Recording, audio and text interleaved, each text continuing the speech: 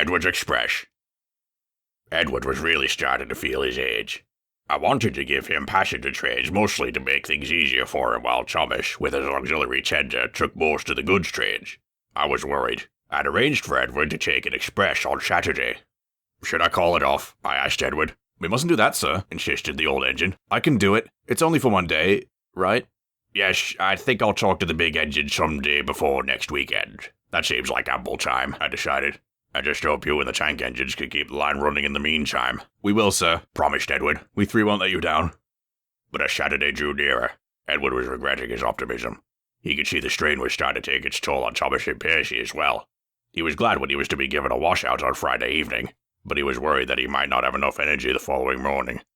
When he got to the big station, he found that lots of people had bought tickets for this weekend express. Edward eyed them anxiously as he backed onto the coaches. It's good to be out and about again, said Warrington. Edward didn't feel the same way. Edward was smaller than Gordon, so he would have to stop twice on his journey along the main line. He was disappointed to learn that his first fuel stop was at the station before Gordon's Hill. I was rather hoping for a fast run at the hill, he said to Charlie. It can't be helped, I'm afraid, said Charlie. We can't have you running out of water during the climb. Edward chopped up and dragged the heavy coaches into motion. He tried to accelerate quickly, but regretted it instantly. It made him feel winded. Sure enough, halfway up the hill, he stalled. I can't do it, he panted sadly. I was on the train and came to see Edward. No need to fret, Edward, I said.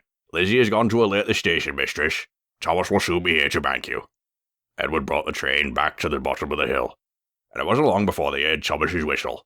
The tank engine with his temporary tender buffered up behind, and the two snorting engines forced the coaches up the steep climb. But Thomas suddenly lost pressure. I'm weak, he cried, and the weekend express stalled again.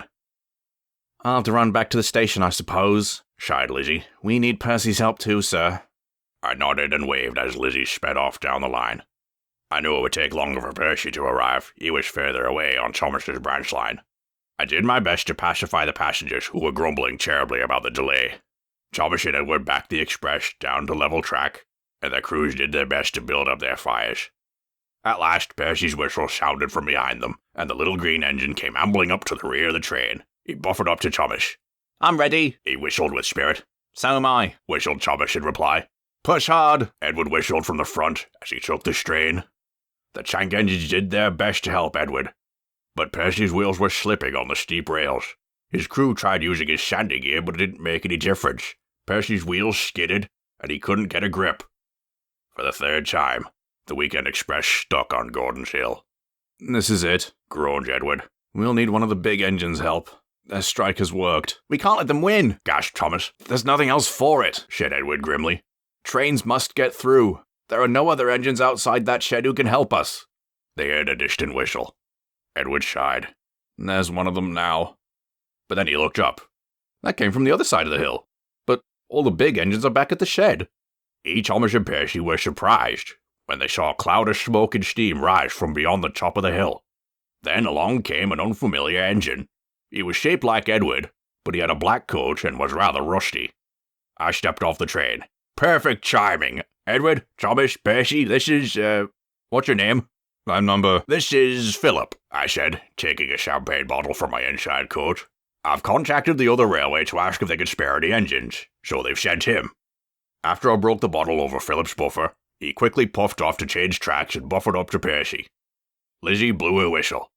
Edward, Thomas, Percy, and Philip blew their whistles in reply, and the weekend express crawled slowly up. Come on, snorted Edward.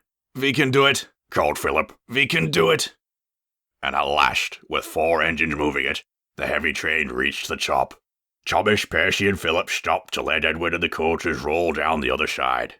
They could hear Edward's grateful whistle blasting for over a minute, and Thomas and Percy joined in.